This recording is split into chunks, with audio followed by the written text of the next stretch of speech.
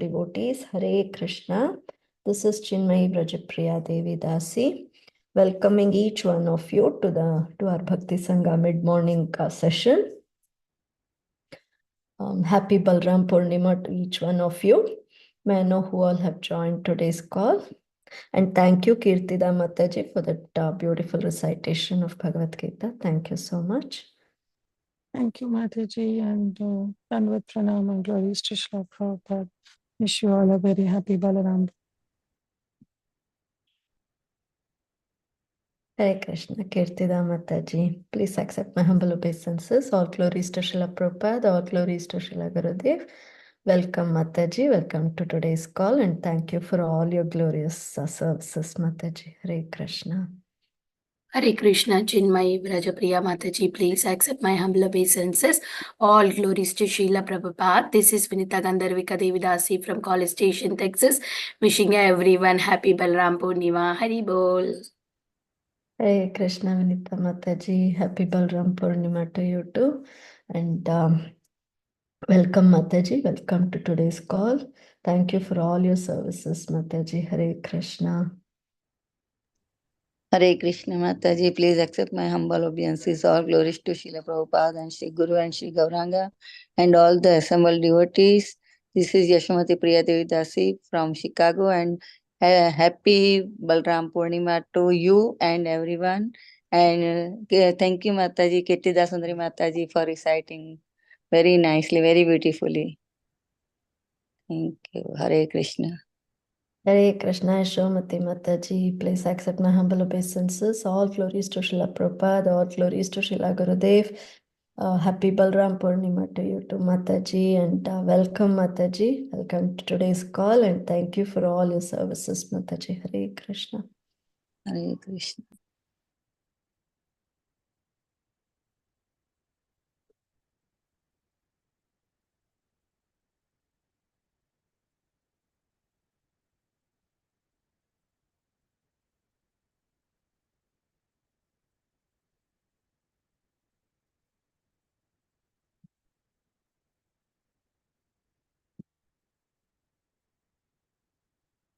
We'll start the recording, Mataji. Okay, Mataji. Hare Krishna, dear devotees. Welcome to our Bhakti Sangha mid-morning session. Today we are very fortunate to have a special class on this occasion of Balaram Purnima. The class is given by none other than but our own dear Her Grace Preethi Vilasini Mataji. Hare Krishna Mataji, please accept my humble obeisances. All glories to Srila Prabhupada, all glories to Srila Gurudev. Thank you, Mataji. Thank you for kindly giving your time and enlightening us on Lord Balaram today. Waiting for your class. Before that, I'll read Srila Prabhupada's quote for today. 19th August. Real contraceptive method is that if you are unable to deliver your son from the clutches of birth and death, do not become a father. So, this was said by His Divine Grace at Hyderabad on August 19th, 1976. Hare Krishna Mataji, please accept my humble obeisances. Eagerly waiting for your class, Mataji. Please take over, Mataji. Hare Krishna. Hare Krishna. Thank you all so much. Om Ajnanatimirandhasya Jnananjana Shalakaya Chakshurunmilitam Yena Tasmai Shri Gurave Namaha Mukham Karoti Vachalam Pangum Langayate Girim Yatkripātamaham Vande Shri Gurum Dīnatarinam Paramananda Madhavam Krishna Chaitanyam Ishwaram Namahum Vishnapadaya Krishna Preshthaya Bhutale Srimate Bhakti Vedanta Swaminiti Namine Namaste Saraswate Deve Gauravani Pracharine Nirvisesha Shunyavadi Paschatya Deshatarine जय श्री कृष्ण चैतन्य प्रभु नित्यानंद श्री अद्वैत गदाधार श्रीवासादि गौर भक्त वृंद हरे Krishna Krishna Krishna Hare Hare Hare Ram Ram Ram Hare Hare. Today we'll be discussing some of the pastimes of Lord Balaram outside Vrindavan, that is his later pastimes, especially the pastimes in which he used his transcendental weapon, the Sunanda, which is also called as the Gada or the mace of Balaram. Balaram, you all must be knowing, wields two weapons. One is the plow that you see in this picture, and the other is the Gada or the mace called as Sunanda. So he wields these two weapons, and we will see, we'll concentrate on three pastimes where he used his mace.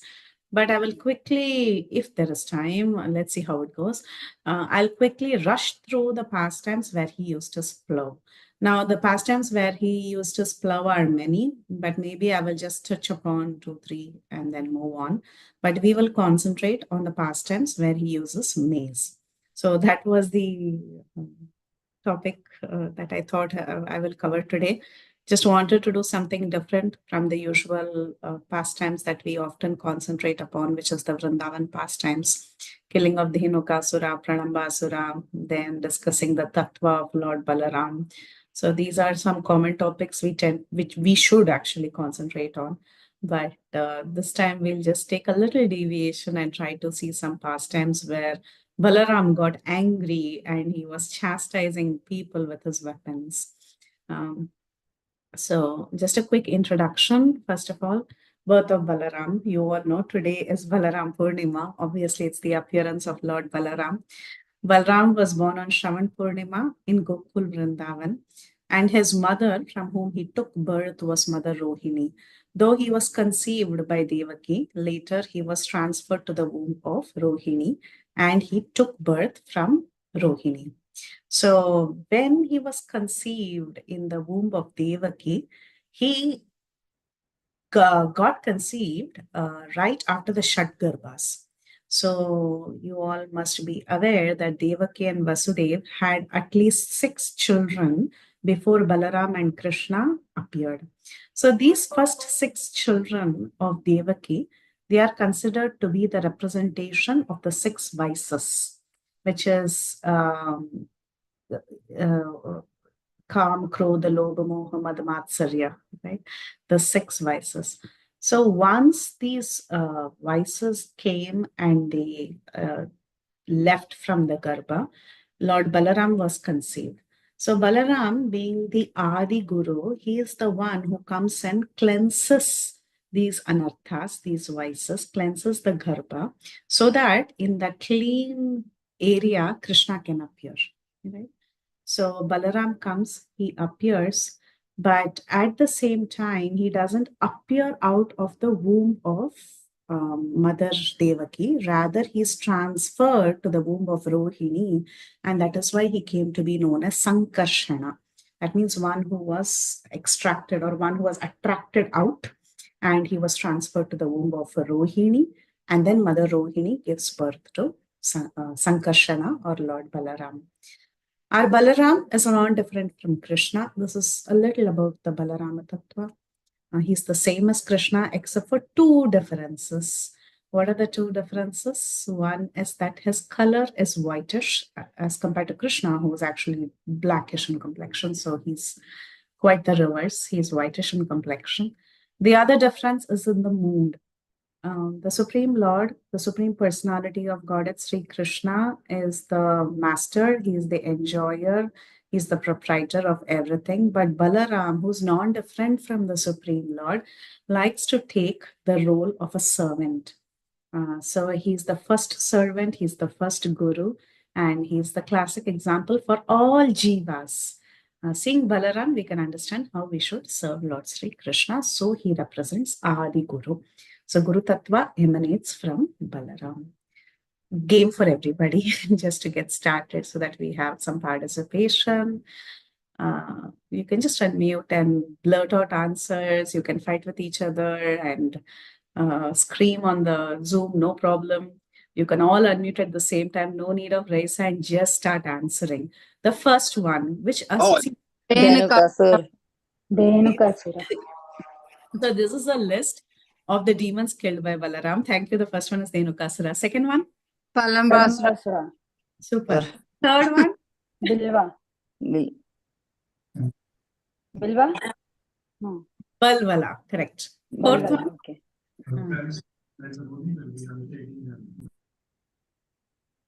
Fourth one.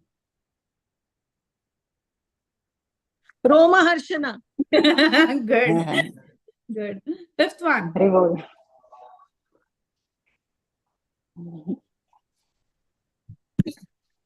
Duvida. No. It's Fifth one. That is Dvida. Divida. That is sixth one. I want fifth one. Rukmi. Yes, Rukmi. The fifth one is sixth one is Dvivida, and the last one is a Duvidvan. quick question. Mushtika. Mushtik. Very good. Yes, these are some of the demons. I mean, they may not technically be classified as demons. Some of them were kings with demoniac personalities. Some of them were sages with demoniac personalities. But overall, these were the different personalities who were killed by Balaram to teach the world a lesson. So you all know when Krishna or Balaram, they kill demons, they are actually telling us how we should get rid of many anarthas that we have. So we all have these different demoniac propensities that was exhibited by these different personalities. And it's not that only they had it, we also have it. So by taking shelter of Adi Guru Balaram, Balaram helps us conquer all these demons. So he uses his mace Sunanda and he gives one on our head so that we can get rid of this anartha. So that is the idea that we are going to convey in this presentation. So let's look at the first one, which was kind of tough for everyone to guess, and it was Rukmi. These are, as I mentioned, I will be covering only pastimes outside Vrindavan, okay, which Balaram performed when he moved out to Dwaraka. And from Dwaraka, he would travel to different places, and there he would perform these different pastimes. Okay, so Rukmi. Rukmi was actually the very brother of Mother Rukmini. Rukmini, you all know, was the first wife of Lord Sri Krishna.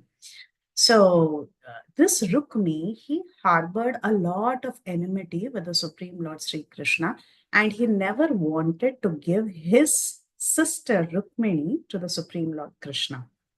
But however, Rukmini wrote a beautiful love letter, and Krishna went all the way there to the kingdom of Rukmini, and he managed to take away the princess Rukmini by kidnapping her. It was a master plan that was given by Rukmini. She wrote the screenplay and the direction and everything, and she told Krishna, you come and you take me away. So Krishna went there. He didn't tell anybody. He just went away. He took his chariot, and in his chariot, he just went to this place where this where the potential wedding ceremony was supposed to be conducted between Rukmini and Shishupal. But however, later, Balaram got to know. Balaram got to know that his brother had gone single-handed, and Balaram follows with his forces. So he also goes to this place. So that time when Rukmini was taken away by Krishna, Rukmi and many other kings, they tried to obstruct Krishna, and Rukmi and Krishna had a big fight.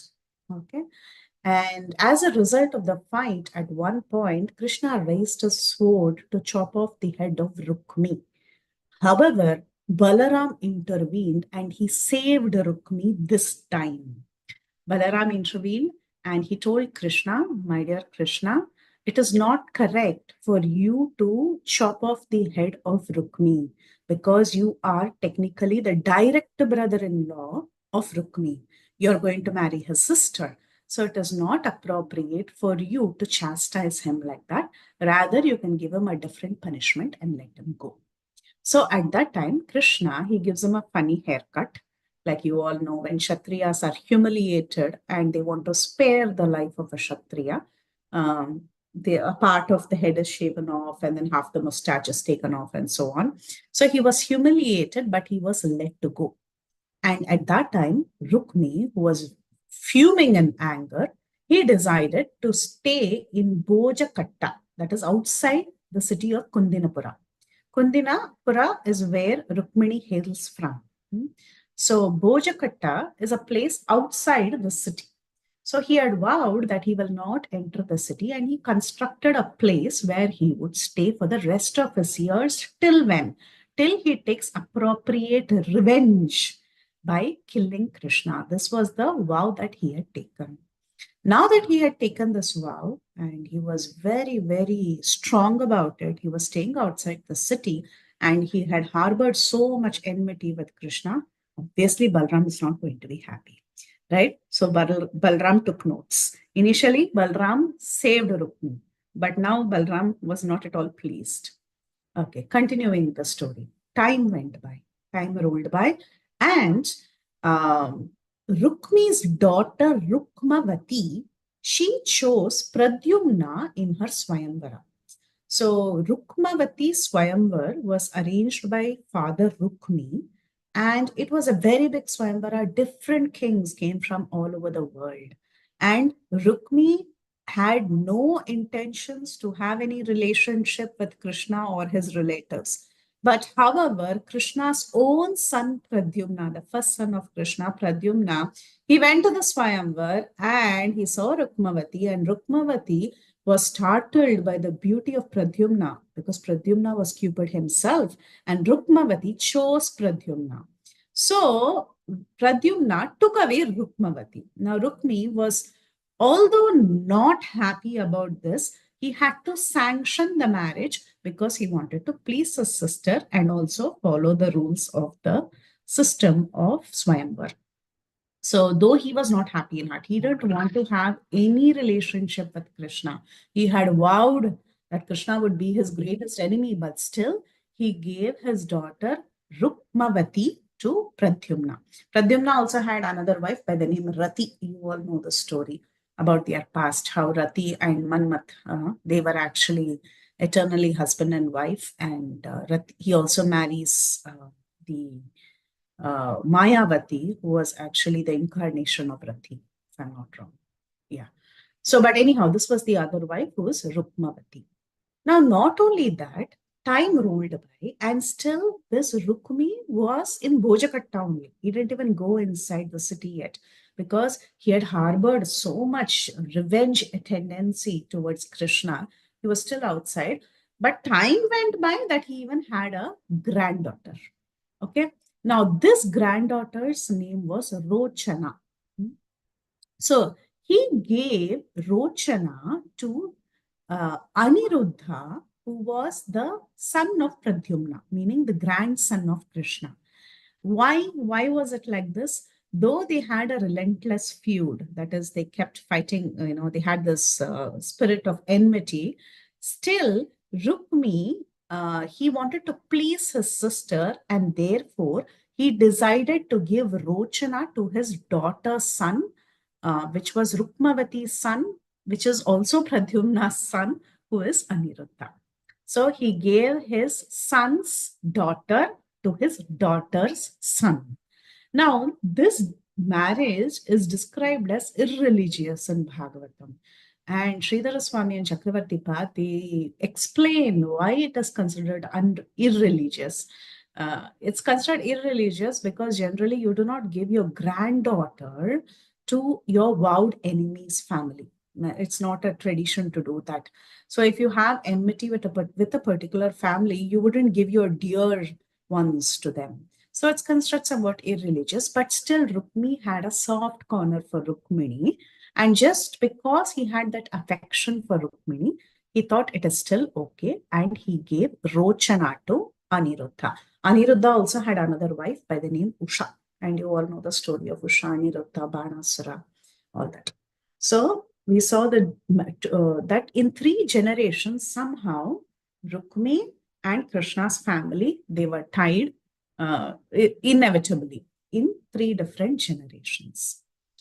Now, during the wedding of Aniruddha, who is the grandson, Aniruddha and Rochana, at that time, all the Yadus, they went all the way from Dwaraka to Bojakatta. So they didn't go to Kundinapura. They went to Bojakatta because Rukmi was stationed there only.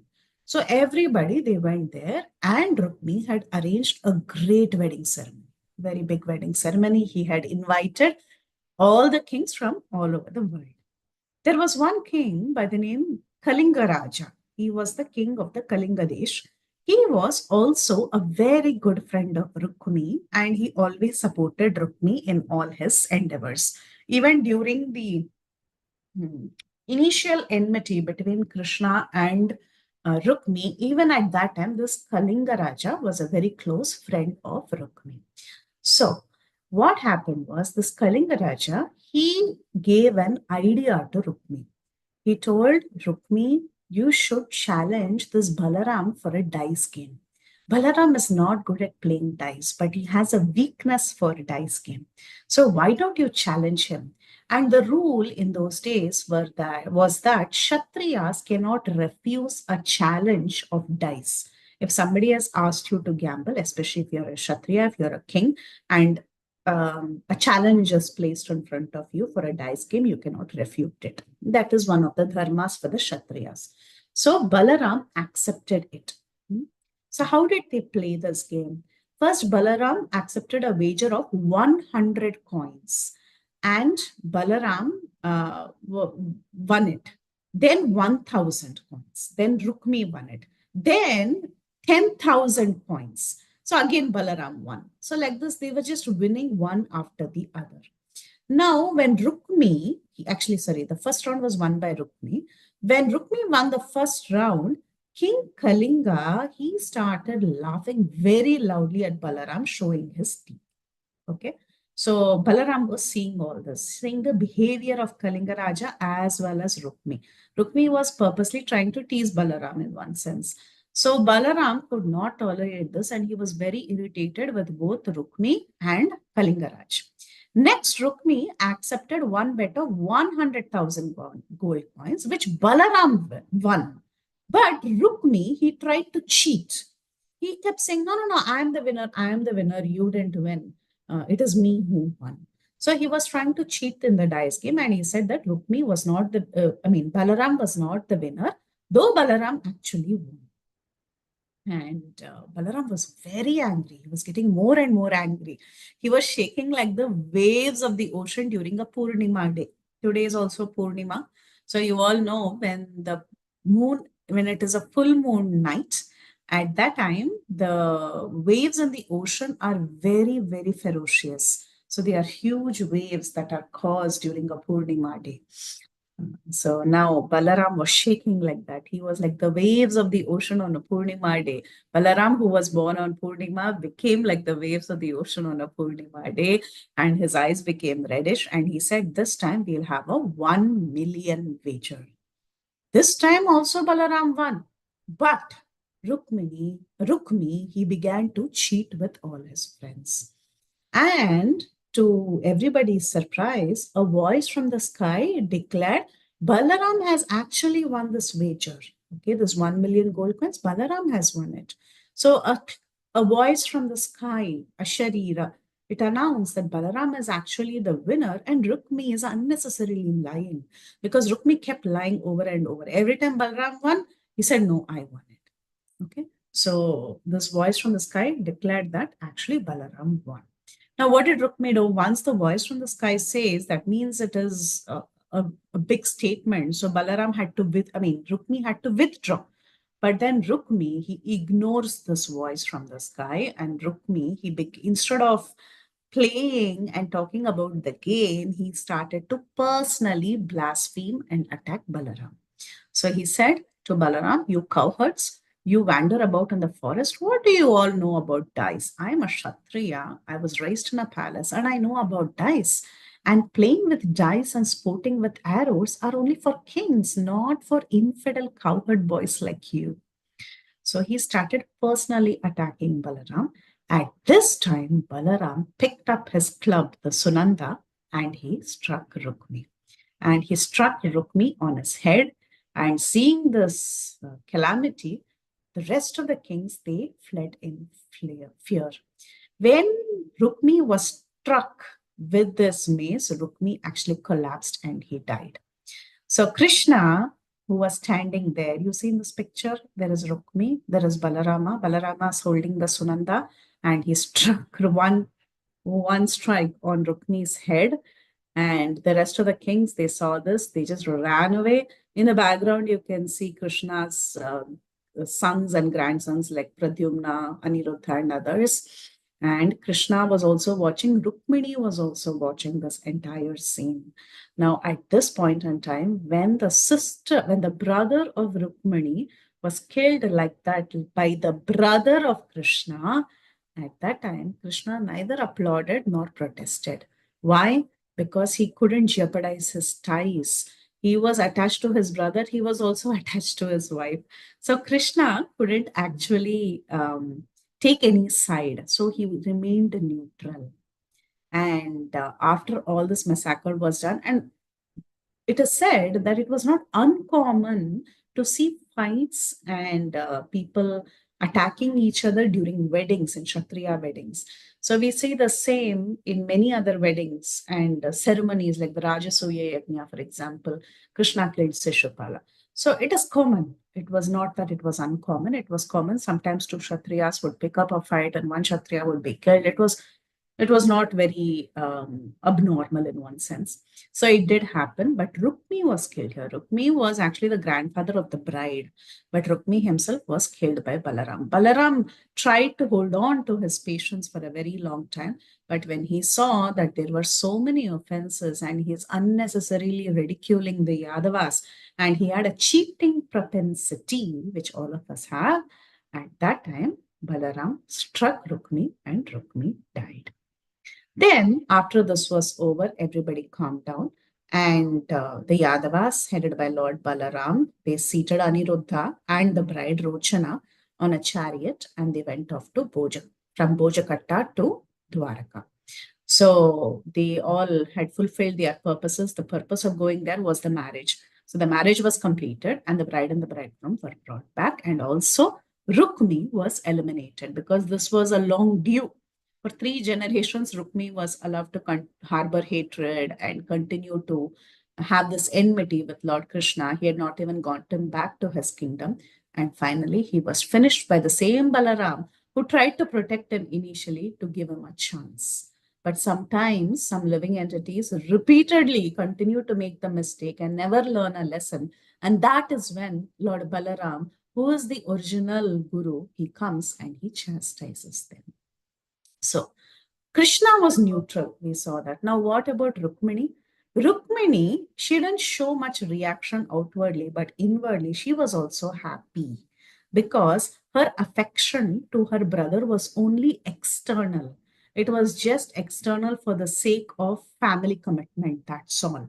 But actually, inside, she was also very worried that Rukmi had so much hatred towards Krishna, and internally she was happy that Rukmi's life was taken off. But why was she internally happy? Because her affection was very external. So that was the story of Rukmi being killed, the propensity of cheating being removed by Balaram with the help of his club that is used to chastise enemies, the Sunanda.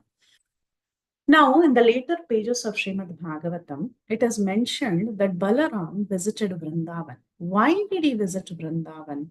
Because he wanted to go and alleviate the pain of the Vrajavasis.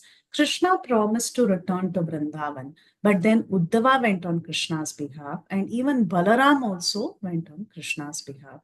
So at that time, when the gopis, they met Balaram after so many years, they were actually sharing their heart with Balaram, and Balaram consoled the Vrajavasis, and by the use of his inconceivable potency, in his consoling words, he made Krishna appear in front of their eyes.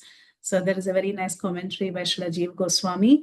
Srila Jiva Goswami also comments that the use of the name Shankarshana here implies that Balaram attracted Lord Krishna to appear in his mind, and in this way he showed Sri Krishna to the gopis. Thus Balaram consoled Krishna's beloved girlfriends. So that he consoled Krishna's girlfriends, and he also performed a beautiful rasa dance on the banks of the river Yamuna with his gopis, the gopis who were dedicated to Balaram. So he had this beautiful rasa dance, and then he entered Yamuna. He was intoxicated, having drunk Varuna, and he summoned Yamuna river so that he could enjoy in her waters. But then when Yamuna refused to come to him, he was very angered, and with his plow, he decided to drag Yamuna forward. And then you all know Yamuna appeared and she offers prayers, and Kanti Devi comes out and she offers some nice ornaments and precious stones and a brilliant necklace to Lord Balaram. So this is the pastime of Yamuna being dragged, and this pastime was carried out with the plow of Balaram. So we saw one pastime with the mace, and I just rushed through one pastime of dragging Yamuna with this plow. Now, after describing this pastime, Shukadev Goswami, he went on to speak about the pastime of Paundraka Vasudeva. So there was a slight detour from Balaram's pastimes to Krishna's pastimes. Why did Shukadev Goswami do that in the Srimad Bhagavatam? Shukadev Goswami, he wanted to tell Parikshit Maharaj that when Balaram had gone to console the gopis, at that time, this demoniac person by the name Paundraka Vasudev, he thought Balaram is not there in Dwaraka to give support to Krishna. Krishna will be weak without Balaram, and he decided to send that funny letter, and he decided to attack Krishna during this time. So Shukadev Goswami, he got reminded that in Krishna's absence, there was another disturbance, and that disturbance was caused by Paundraka Vasudev, and he tells the story of Paundraka Vasudev. After that chapter is over, then the next chapter begins, which is Balaram kills Dvivida, the gorilla. Now, this chapter, Balaram kills Dvivida. Balarama, he killed Dvivida with the Sunanda. He, of course, used the Sunanda. Later, he beats him up in the collarbone area and he kills him. But he uses the Sunanda weapon with Dvivida. So we will see this pastime in great detail. The chapter begins with this beautiful verse. Sri Raja Uvacha Bhuyoyam Shrotumichami Ramasya Adbhuta Karmanaha Anantyasya Aprameyasya Yadanyat Kritavan Prabhu. So Parikshit Maharaj, who's Raja, he said, Bhuyoham Shrotumichami. I wish to hear further about Balaram. You took a detour and you started speaking about Krishna, which is very nice. Yes, you spoke about the pastime of Paundraka Vasudeva and all that. But I was enjoying the pastimes of Balaram. So can you please come back to the topic? I want to hear more about Balaram. Balarama is Adbhuta Karmana. That means he is a performer of unlimited and immeasurable tasks. And he is Aprameya. You can never know the limit of Balaram. He is immeasurable. That is the greatness of Balaram. So, what else did he do? Whatever his activities were, they are astounding. I want to know more about what else he did. So Parikshit Maharaj was very curious to know more about Balaram, like all of you. So he was also very enthused to know about Balaram. And that is when the story of slaying the Dvivida gorilla is mentioned in Srimad Bhagavatam. So the story goes like this. There was an ape, Prabhupada says ape, because he was a Vanara. His name was Dvivida. Now, who was this Dvivida? Dvivida was actually an associate of Lord Ramachandra from the Vanara army. There were many Vanaras who served Lord Ramachandra. They were twin Vanaras by the name Mainda and Dvivida, who were Amshas of the Ashwini Kumaras. Okay. So one of them, who was Dvivida, was also a friend of Narakasura. Now, who was Narakasura? The one who had kidnapped these more than 16,000 princesses, and he had put them in captivity, and later Krishna and Satyabhama, they go and they kill Narakasura. So because Dvivida had an offensive mentality and he disrespected Lakshmana in the past, because of that, he fell into bad association and he had a fall down. So sometimes when we make certain aparads, when we have certain offensive mentality, we end up taking the sides of wrong people. We have bad association. So because of this offensive mentality towards Lakshmana, this Dvivida, he ended up making friendship with Narakasura. He enjoyed the company of Narakasura, and hence he had a great fall down. So much so, he even became offensive to Balaram, and finally he was killed by Balaram. So a question may be raised. Now, he was an eternal associate of Lord Ramachandra. Why this happened to him? Yes, he made a aparat to Lakshman, that is accepted. But still, there is another explanation given by the Acharyas that sometimes certain eternal associates are used as an example to teach people a lesson displaying apparent fall down. Like, for example, Jaya Vijaya. So, Jaya Vijaya, they were the doorkeepers of the Supreme Lord. In one sense, they are eternal associates of the Supreme Lord. But still, to teach the world a lesson, they had a fall down and they came here in 3 births. And you all know the story of 3 births. So, similarly is the case of Dvivida.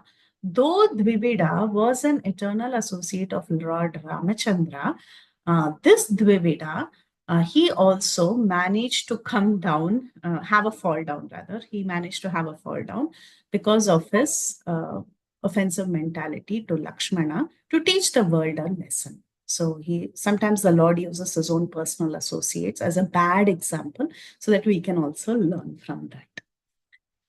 Now, what did Dvivida do? Dvivida's close friend was Narakasura. Who had killed Narakasura? Lord Krishna had killed Narakasura. Just like how Jarasandha was a very, very close friend of Kamsa, or he was in fact the father-in-law of Kamsa. And to avenge what was done to Kamsa, he actually tried to attack Dwaraka multiple times. So he wanted to take revenge. Like that, there are many kings. Like we just saw the story of Kalingaraj. He was very, very close to Rukmi, and he also wanted to somehow make fun of Balaram, and actually his teeth was knocked off, this Kalingaraja's teeth. So sometimes two Kshatriyas, they become friends, and one wants to take revenge for the sake of other. We also see different stories like Aghasura, for example. He wanted to take revenge because Bakasura and Putana were killed because they both were very close to him. He was their brother.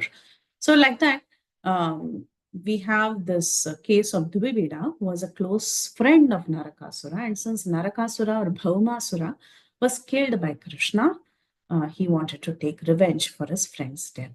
So how did he decide to take revenge? Now, he was very, very powerful, right? He was a huge ape from the previous yuga, in fact, and he was extremely powerful. So what all did he do? He went to the region of Anartha, that is Gujarat area, the Saurashtra area. We have a Saurashtrian on the call also. So in this area where the Anartha region, he's decided to create a lot of chaos because he knew Krishna and Balaram belonged to that area. So his first business was he started to set fire to the villages and towns and industrial area and mining places, different residential quarters for the mercantile men who were busy in farming and protecting cows. He knows if the cow protectors are harmed, Krishna will get angry or Balaram will get angry. So first he started destroying small village towns, especially cowherd villages around that area. Then he tore up a lot of mountains, especially near the region of Anartha. He went and he started taking off mountains and destroying them. Then one time he entered the ocean and he started splashing the waves of the ocean with the strength of 10,000 elephants. He was so strong, so much so that he could churn up its water with his arms, with his bare arms. He was able to churn up water, and the water would overflow and it would submerge all the coastal areas in that area. He tore down huge trees, like you see in this picture, and especially where Brahmanas were performing yajnas. Krishna and Balaram, they get angry if we disturb two sets of people. One is the cowherd community and the second is the Brahmanas. And not only that, he started disturbing the Brahmanas and he started polluting the sacrificial area with stool and urine, just like how demons pollute the sacrifices of great rishis. So he was very demoniac because of bad association. Even Narakasura, for that matter, though he was the child of the Supreme Lord, Narakasura, his friend, he also became a bad person because of bad association.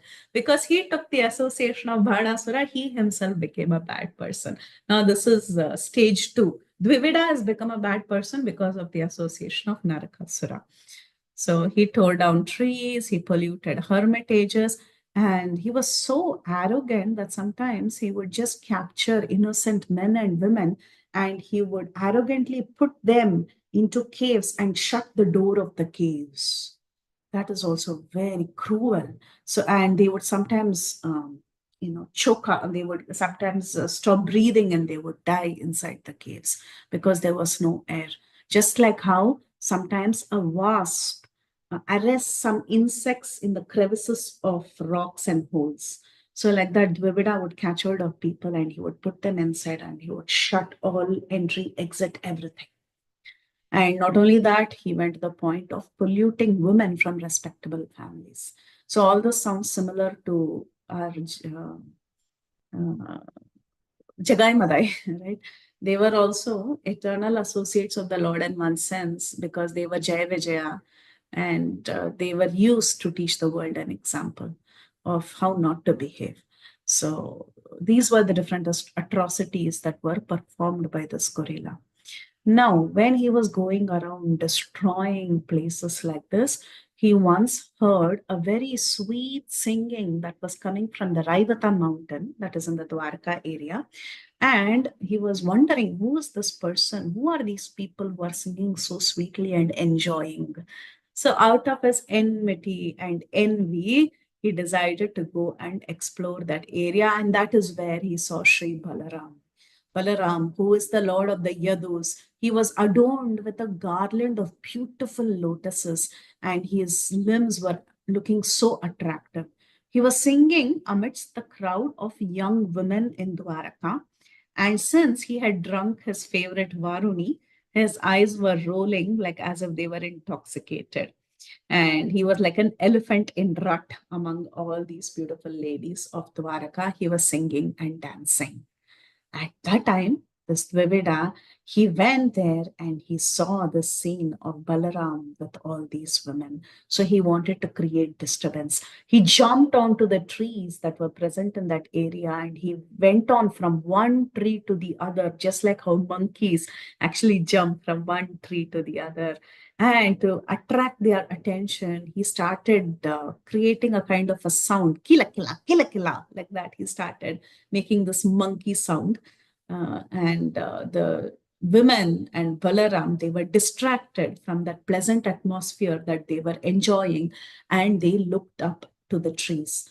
When they saw the trees, they saw that this ape was jumping from one place to the other, doing all that noises and showing his teeth.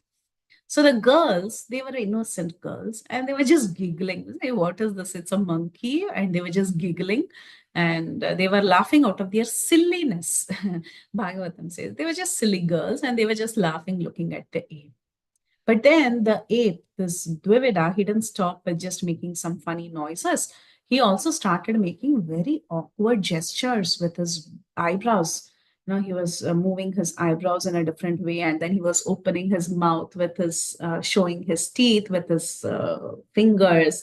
And not only that, he also started showing his rear end, his back, his rear end, to coming near the girls. He would jump near the girls and he would show his rear end. So Balaram was getting very angry and he didn't like this behavior. So he hurled a big rock at him. But then this ape, he started dodging the rock and he grabbed Balaram's Varuni pot. Now Balaram was further infuriated and this Dvivida, he broke the pot. And not only that, he started pulling the girls' clothing. He started pulling off the dress of these girls. And he was speaking insulting words towards Balaram. At this time, Balaram got very, very angry and he picked up his Sunanda club and his plow weapon, and he thought that now he's going to put an end to this crazy ape. So, seeing that Balaram had picked up his Sunanda and his plow, this Dvivida, he came forward rushing to fight with Balaram. So he thought this is an opportunity to fight with Balaram and kill Balaram. So he went towards him. He uprooted a huge shala tree that was there and he went towards Balaram to strike Balaram on his head. And at that time, Shankarsana, he remains motionless when this huge shala tree was struck on his head.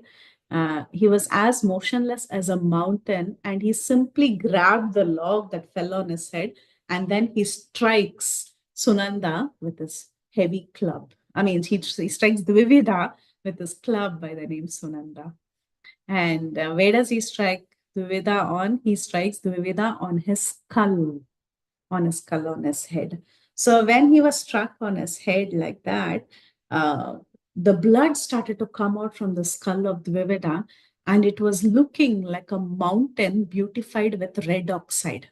So red oxide mineral, when it comes out, just imagine if it's pouring out from a huge mountain. That's how Dvivida was looking. He was blackish in color and blood was oozing out from his skull because he was beaten by Lord Balaram with his Sunanda club. And he was almost dying, but still he uprooted many trees and he tried to smash all these trees on Balaram's body. He started throwing huge pieces of stones, but Balaram very easily pulverized all these stones. Then finally Balaram thought enough of this demon and he started to attack him. When Balaram went towards this demon to finally finish him, actually it is mentioned that Dvivida, he dropped these trees and he dropped these stones and he clenched his fists and he wanted to go and attack Balaram with his mere hands. That is when Balaram also drops his weapons. He also dropped his Sunanda and the plow, and he goes and he holds on to the collarbone of Dvivida and he starts beating Dvivida on his collarbone. And at that time, the demon vomited blood and he finally died.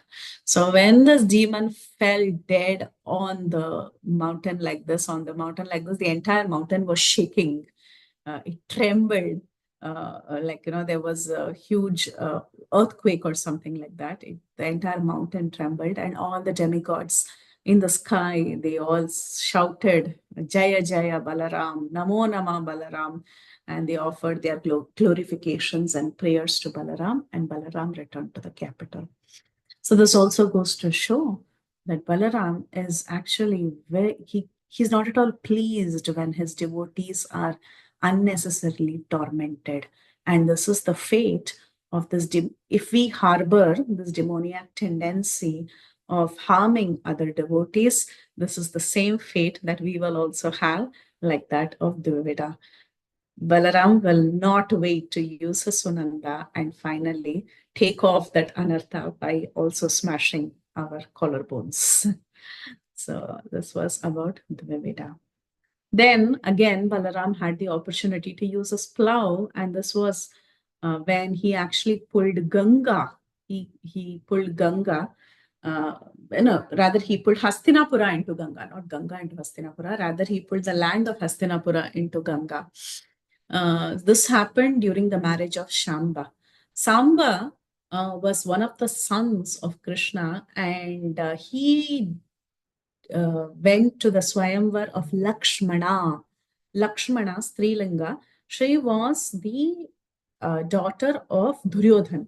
Duryodhan didn't want to give his daughter to Krishna's son, but then Samba, he goes to the Swayamvara and he actually kidnaps Lakshmana and he takes her away.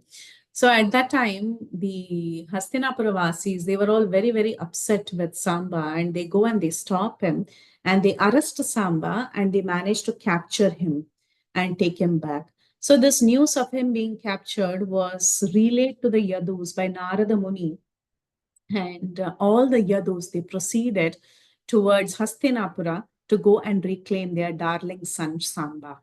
So all of them, they went there, and Balaram especially, he wanted to be a peacemaker because this was to do with Duryodhan, who was one of his disciples. One of Balaram's disciples was Duryodhan. He didn't like to unnecessarily fight with Duryodhan, so he wanted to be a peacemaker. So initially he sends Uddhava inside to find out whether they have any intentions of peacemaking. And then the great leaders of the Hastinapura, they come out and they offer their worship to Balaram and they welcome him. And then Balaram, he gives the message of Ugrasena saying that Samba should be released. And that is when the Hastinapura Vasis, they all started blaspheming Balaram. They said, "Oh, who are these Yadus? How amazing it is. Look at how time has moved. The force of time is insurmountable. A lowly shoe now wants to climb the head that bears the royal crown." They called the Yadus a shoe, after all, slippers that wants to sit on the royal crown. Royal crown, they considered themselves to be the royal people, the Hastinapura people. They considered themselves to be great, while the Yadus to be just like shoes. So they say, no longer should the Yadus be allowed to use these royal symbols, which now cause trouble for those who gave them, like milk fed to poisonous snakes. We took such good care of the Yadus, but then these Yadus, they are like snakes. They are trying to harm us, and now they also want to have an equal position with us. So like that, these people, they started accusing the Yadus. And at that time, Balaram got very, very angry. And he said, "Today I am going to drag the Hastinapura right into the Ganges. How dare you talk like that about the Yadus, especially about Krishna, who occupies the Sudharma assembly? How can you talk about them like that?" So he gets very upset and he tries to drag the entire land, and then they all surrender and they offer prayers. So that is where he used the plow. So he used the plow in two circumstances. One is to drag Yamuna, and the other was to drag Hastinapura into Ganges. Again, that was in short. I'm not going to get into details because I want to go to another important episode when Balarama used Sunanda. That was our topic, right, for today. So, to give a background about how he used the Sunanda on another demon, let's get the setting of the scene, what really happened before he used the Sunanda. So, right before he used the Sunanda on the next demon, Balaram happened to go on a Tirtha Yatra. Why did he go on a Tirtha Yatra? Because the war was already agreed to happen. The Kurukshetra war was about to happen, and Balaram did not want to take sides. So, in the pretext of going to a Tirtha Yatra, because he liked even Duryodhan very much, so Balaram didn't want to take any specific sides, and he decided to go away to Tirtha Yatra. When he was going to Tirtha Yatra, he went to Naimisharanya. There, you all know the story of how Romaharshana, who was the selected speaker of the day, did not stand up when Balarama appeared.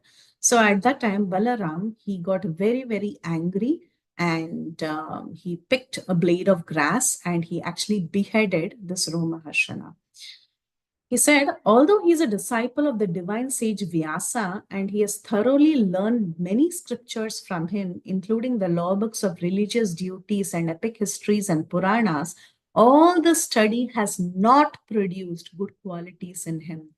Rather, his study of the scriptures is like an actor studying his part, for he is not self-controlled or humble, and vanity presumes himself as a scholarly authority, although he has failed to conquer his own mind. So he sees fault in Romaharshana because Romaharshana, though he was very well studied, very well educated, he did not imbibe the teachings properly. It did not transform in him having good character. So this is also a lesson to the world that, yeah, we may be studying a lot of scriptures, we may be great scholars, but then if it is not transforming our heart and we do not have proper etiquette, then that is a great anartha that is removed by Lord Balaram, like in this case. Lord Balaram, he picked up a blade of grass and he punished Romaharshana. And he told the sages, see, the very purpose of my descent in this world is to kill such hypocrites who pretend to be religious. Indeed, they are the most sinful rascals. This is the word of Balaram. So Balaram will punish hypocrites. And this is very, very important. We may be acting like great personalities, great scholars, great devotees, but if we are not really that in and out, if it's just an act, then Balaram will destroy that tendency. So Romaharshan's death was inevitable, and the sages at that time, they actually told Balaram that, see, we had given him the seat of a spiritual master and he was supposed to speak the Puranas, but then what did you do? You came and you killed him. So unfortunately, Balaram, you may have to atone for this. So then Balaram said that he will, initially he offers the sages that with his mystic power, he can restore the life of Romaharshana. He gives that offer. He says, if you want with my mystic power, I will restore everything. That way, this Romaharshana can continue speaking to all of you. But then the sages said, no, no, no. If you have taken a decision, it is correct. So you please empower his son so that his son can take over. And that son is none other than Suta Goswami. So Suta Goswami becomes the next speaker of the Puranas. So here the Supreme Lord said, the Vedas instruct us that one's own self takes birth as one's son. Thus, let Romaharshana's son become the speaker of the Puranas and let him be endowed with long life, strong senses, and stamina.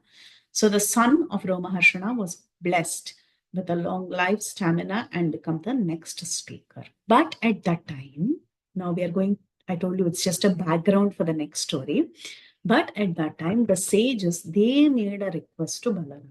They said, yes, you please go on Tirtha Yatra and you can atone for all these sins, but then we need a favor from you because you are non-different from the Supreme Lord and you are indeed our protector. We need to ask for a favor. All the sages said, there is a fearsome demon by the name Balvala, and he is the son of Ilvala. Anyone knows who this Ilvala is? Have you heard his name earlier? Any guesses?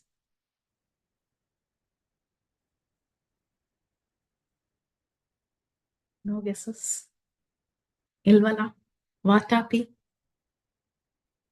Vatapi, Ilvala? Everyone's left? Yes. When I think in Kutch, the story of Kutch and Devyani. Yeah, just Ilvala and Vatapi, they wanted to kill. They actually entered the stomach and they wanted to rip him apart. Yes, correct. That is the story. So that is Ilvala. His son's name was Balvala. He was also a demoniac. So Balvala, the sages were complaining about this Balvala. This Balvala is the son of the Ilvala, and he comes every new moon day, Purnima day, like today, Purnima day, and he contaminates our sacrifice. So please kill him. So, and they also tell Balaram that for 12 months, 1 full year, you should circumambulate the land of Bharata in the mood of serious meditation, executing austerities and bathing at holy places. This way you will become purified. This is what the sages tell him. But his first task is to kill Balvala. So now Balaram, he was waiting in Naimisharanya amidst the sages, and on the new moon day, a very fierce and frightening wind arose, and this wind was scattering the dust everywhere, and suddenly there was smell of pus and urine and a downpour of very, very dirty things, abominable things. And at that time, this demon, like you see in the picture, in that frightening sky, he appears. And how did he appear? He had a trident in his hand. He looked like a mass of black carbon. He had a top knot and he had a beard. They were all looking like copper. He had furrowed eyebrows and he was looking very, very scary, like this picture. At that time, when Balaram saw that this fearsome demon had appeared in the sky, he picked up his Sunanda, his club. This club, it is described, this club tears to pieces his enemies, armies, and his plow weapon, which punishes the demons. So the club is meant for tearing down his enemies. So he summons the Sunanda appears. Actually, he takes both the weapons. He takes Sunanda, he also takes the plow because he has a little use for the plow. With the tip of the plow, Balaram caught hold of Balvala as he was flying in the sky. And with his club, he angrily struck that harasser of Brahmanas on the head. So he used both his weapons. He first, with the tip of the plow, he pulled him down and then he gave him one shot on the head. So like this, Balwala, he cried out in agony and he fell down on the ground. His forehead crashed on the ground and there was gushing blood. And the same analogy is used again. It was looking like iron oxide gushing from a mountain. Exact same analogy. Just like Shukdev Goswami, he used the same analogy when Dvivida was killed, just before he was killed. So blood was gushing out from his skull like that. Similarly, here Balwala's head also, blood was coming out and it was looking like a flow of red oxide from a dark mountain. So once he killed him like this, all the sages, they honored Balaram with their prayers and they gave blessings to Balaram. And then they performed a ritual bath for Balaram, just like how in the Govardhan Leela, at the end, there is a ritual bath that is performed by Indra and Surabhi. Similarly, here, a ritual bath was performed by all the sages. All the sages performed this bath for Balaram. And this was very similar to how the bath was given to Indra after he killed Vritrasura, Shukdev Goswami says. And not only that, they also offered him a Vaijayanti garland of unfading lotuses. And they gave him divine garments and jewelries. And then Balaram, he takes leave of the sages and he moves on to his Tirtha Yatra. He goes to the river Kaushiki. From there, he goes to Sarayu and so on. And he completes his yatra for 1 full year. So to summarize, Balaram, he carries 2 weapons. These 2 weapons are very important, very, very important to Lord Balaram. One is the plow and the other is the club.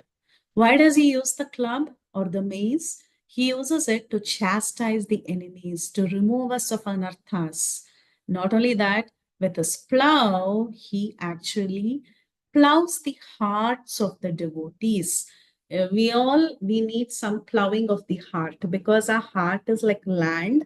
If the land is being plowed nicely by the guru and the seed of bhakti is sown nicely, then bhakti lata can grow in our hearts. So this Adi Guru, he comes, he uses his plow and he cleanly furrows our heart, okay, so that the seeds can be sown and it can grow eventually.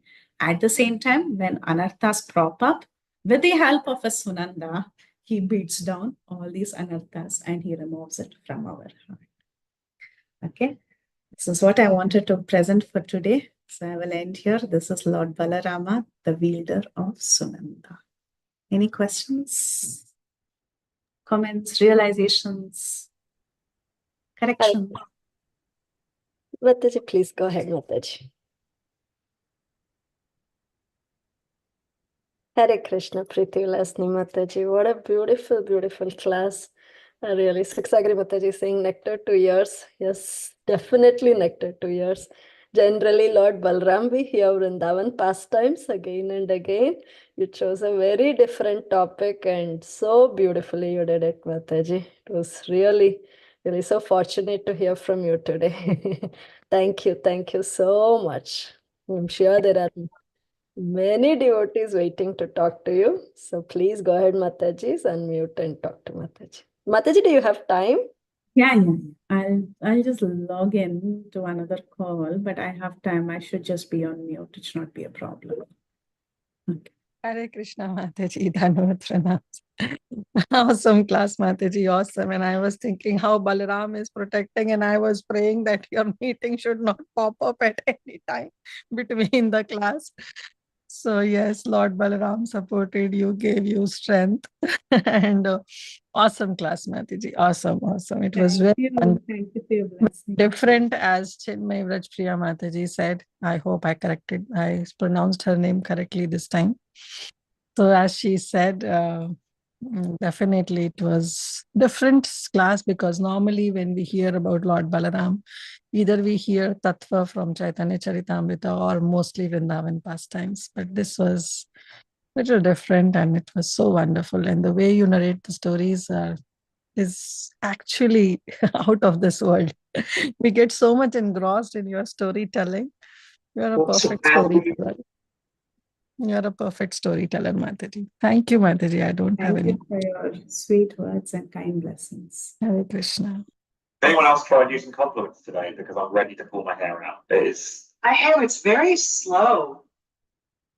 Okay. Thank you, Kirtida Mataji. Thank you so much. Mataji, you can call me by Radhika also. I like that very much. So, thank you, Mataji. Vinita Gandarvika Mataji, please go ahead, Mataji. Hare Krishna, Preethi, Vilasini, Mataji. What a beautiful class. Thank you so much. The voice is gone. Yeah, sometimes it goes again, it will come up when I hear your voice, some instruction comes, it will come, Mataji. So give me Sure. some instructions and it Instruction will pop up. So Mataji, very, very beautiful class. Thank you so much. Whenever you are telling, if you do this mistake, Balram is going to come and catch you. Be careful, be careful. I was thinking, as practicing devotee, I've done so many mistakes like that. May Balram protect me, not be angry on me. And such a beautiful pastimes, Mataji. As everybody said, like usually we hear how Balram satisfies all the five rasas in main Dhenukasura and Pralambasura pastime. But this time we had to hear so many different pastimes, which is really good. Mataji, I was thinking all these days we were seeing in Chaitanya Bhagavad Gita and Madan, Nityananda Prabhu was giving a mercy to people who are really very bad. But here he's saying that I will punish you if you're bad. So I was like, how Nityananda is so merciful and Balram is the person who can correct us with a stick. So can you just throw some light on these two, Mataji, that we are seeing CB and here today we are seeing Balram very strict. So Mataji, any comments, Mataji? Sometimes Krishna and Balaram, they chastise by killing the demons, whereas Lord Chaitanya Mahaprabhu is full of audharya, meaning he's full of compassion, and he only appears not to kill enemies, but to teach us and correct us by not killing us, but rather killing the propensity of making an offense. So that is the causeless mercy of Sri Chaitanya Mahaprabhu. That is the great quality of Mahaprabhu.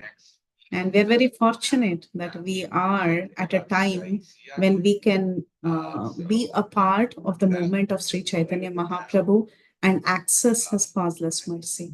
So it's a special flavor of Sri Chaitanya Mahaprabhu that he doesn't kill demons, but he only removes the demoniac propensity that we have. So we are fortunate, definitely in this age of Kali, because everybody is like a demon here, right? All of us, we are all big demons. So then if Krishna starts and Balaram starts killing everybody, then nobody will be left. So it's better to just kill the demoniac propensity. So there is a difference. Yes, Mataji, thank you so much. Yes, Balram is the one who teaches us the rules and regulation, and Nityananda is the one who giving mercy. Yes, you are not practicing them. I am there. You just chant. I'll take care of you. It's very nice, Mataji. Thank you so much. Such a sweet pastimes and very nice background. Hari Bol. Oh, thank you. That's the internet. Thank you, Mataji. Thank you for your sweet words and realizations. Anita Mataji. Hare Krishna Mataji, please accept my humble obeisances. Sorry, for a very happy Balaram Purnima Mataji. Very, very wonderful class, Mataji, as everyone said. Thank you for bringing out all the pastimes.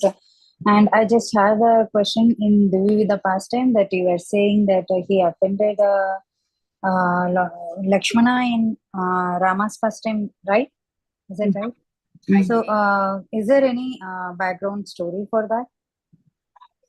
Means like, I tried. for what he is offended? I tried searching Mataji.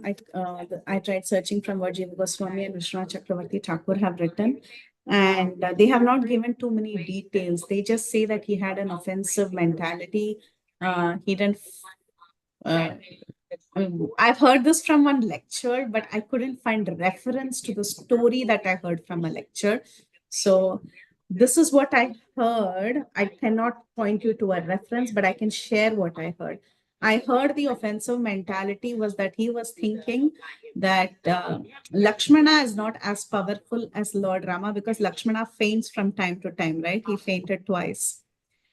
So he was thinking, what kind of warrior is he? I mean, Rama, yes, I accept he's God and he's got great skills. So, but this Lakshmana, he seems to be a very weak person. So that is the kind of mentality that he had in his mind. This is what I've heard. But unfortunately, when I was trying to find a reference to this exact explanation, I couldn't find it. In the future, if I find it, I will send it.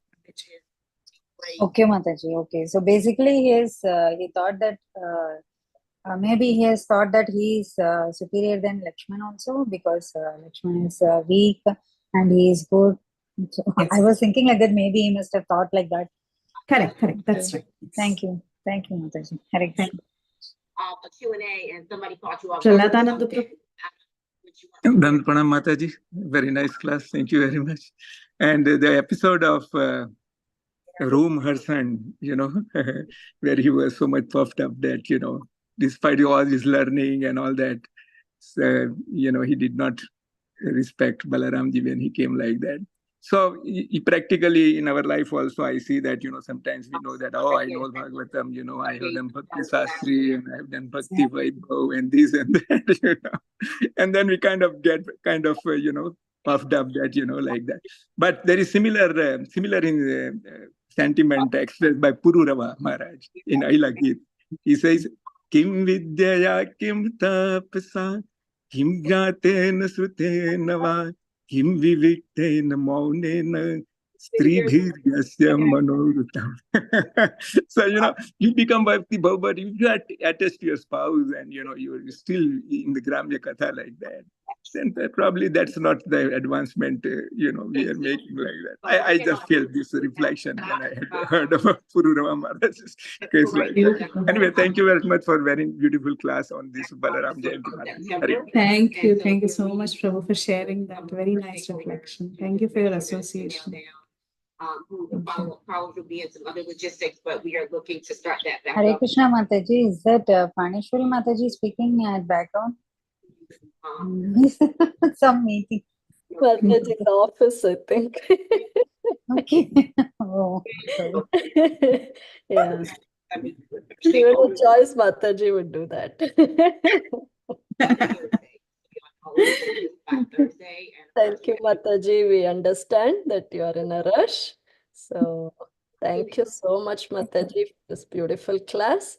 And Hare Krishna Mataji, please Thank you for accept the my opportunity. humble obeisances. All glories to Srila Prabhupada and Sri Guru and Gauranga. Mataji, I will not take more time, but so much beautiful class and nectarian class. So many pastimes. Some of them I never heard about Vivida and everything. But today I got it so much. Thank you, Mataji. As usual, always Dadima story. Yeah. Such a nice Thank you. class. Thank you so much. Thank you, Mataji. Yeah, Chinmay Mataji, Vancha Kalpatarupyasya Kripa Sindhubhyev cha Pranidhanam Pavanebhyo Vaishnavebhyo Namo Namah. Anantakoti Vaishnavvrinda ki jai, Srila Prabhupada ki jai, Har Grace Vilasini Mataji ki jai, Jai. Balaram Purnima ki jai. Jai. Thank you Happy Balaram everyone. We Purnima close the call Mataji. for today. Dandavat Hari pranam. Bol. Hare Krishna.